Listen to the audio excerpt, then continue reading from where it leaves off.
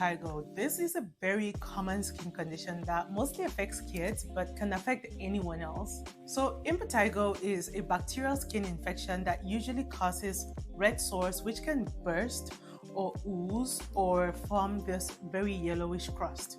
It's super contagious and often spreads in crowded places like schools or daycare. And even though it might look alarming, with the right care and treatment, it usually clears up pretty quickly. So how do you care for your child with impetigo? What you want to focus on is making sure that you're keeping the area clean.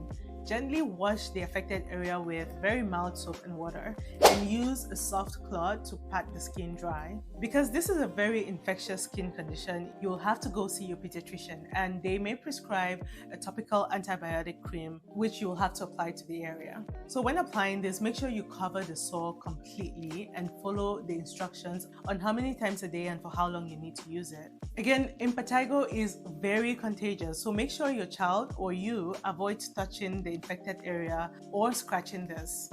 Keep the child's fingernails trimmed to reduce the risk of spreading the bacteria, and also avoid sharing things like towels, clothing, or bedding until the infection clears up.